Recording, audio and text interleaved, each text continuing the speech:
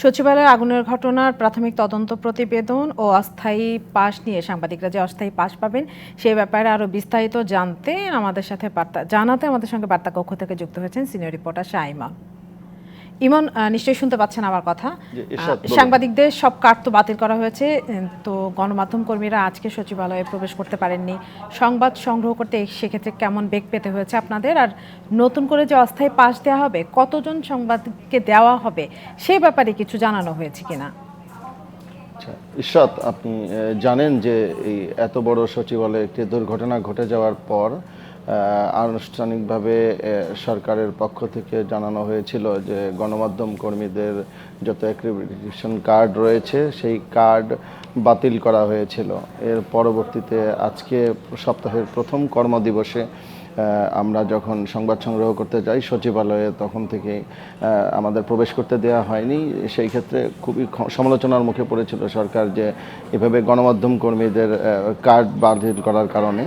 তো এই কারণে সাংবাদিকদের একটি সচিবালয়ে যারা কাজ করে সেই সাংবাদিক সমিতির পক্ষ থেকে আজকে স্বরাষ্ট্র উপদেষ্টার সাথে একটি বৈঠক হয়েছিল। সেই বৈঠকে সাংবাদিকরা এই বিষয়ে তাদের অসুবিধার কথা তুলে ধরলে স্বরাষ্ট্র উপদেষ্টা বলেন যে আমরা আসলে এই কার্ডগুলো তারা বাতিল করেছে যে ৩,৫০০-এর উপরে তাদের একটি কার্ড ছিল, যে কার্ডগুলো অনেকেই এই কার্ডগুলো ব্যবহার করে সচিবালয়ে আসতো, কিন্তু মূলত সংবাদ সংগ্রহের জন্য সাংবাদিকরা কিন্তু এখানে খুব কম সংখ্যক সাংবাদিকরাই আসতো। সেই ক্ষেত্রে তারা কার্ডটা বাতিল করেছে। তবে যারা মূলধারার গণমাধ্যমের যারা সাংবাদিক রয়েছে তাদের আগামীকাল থেকে একটি সাময়িক সময়ের জন্য পাস ইস্যু করা হবে। এই পাসটি দিয়ে তারা আপাতত ২ থেকে ৩ সপ্তাহ সময় পর্যন্ত তারা সচিবালয়ে প্রবেশ করতে পারবে এবং সংবাদ সংগ্রহ করতে পারবে। তবে যে ৩,৫০০ কার্ড বাতিল করা হয়েছে, এখন নতুন করে আবার সকল গণমাধ্যমের পক্ষ থেকে একটি প্রক্রিয়া তারা জানিয়ে দিবে যে কিভাবে আবেদন করতে হবে। সেই আবেদনের প্রেক্ষিতে তারা নতুন করে আবার যাচাই বাছাই এবং বাছাইয়ের পরে তারা পরবর্তীতে আবার এটা ইস্যু করবে কার্ডগুলো। জি, আজকে দুপুরে তথ্য সম্প্রচার উপদেষ্টা ব্রিফ করেছেন আপনাদেরকে, তো তদন্ত নিয়ে সেখানে তিনি কি বলেছেন?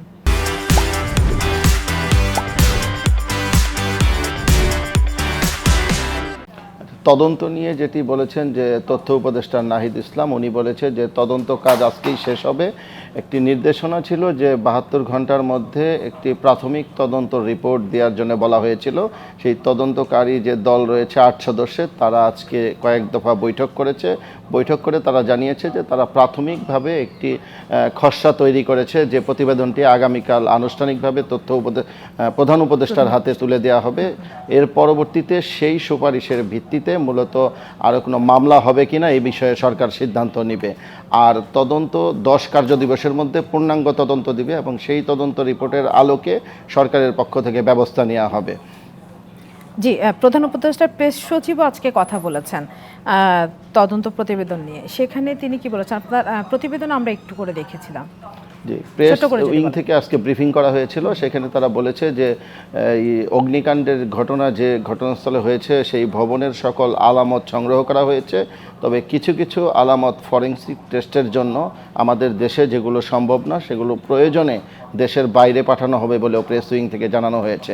অর্থাৎ সরকার চাচ্ছে যে এই সচিবালয়ের মতো কেপিআইভুক্ত একটি নিশ্চিত নিরাপত্তার মধ্যে কিভাবে এত বড় ঘটনা ঘটলো এটার সুষ্ঠু একটা সুরাহা করে এটার সত্য উদ্ঘাটন করার জন্য চেষ্টা করছে এবং এর জন্য যা যা করা প্রয়োজন সরকারের পক্ষ থেকে সেই ধরনের উদ্যোগ নেওয়া হবে বলে প্রেস উইং থেকে আজকেও এটা নিশ্চিত করা হয়েছে।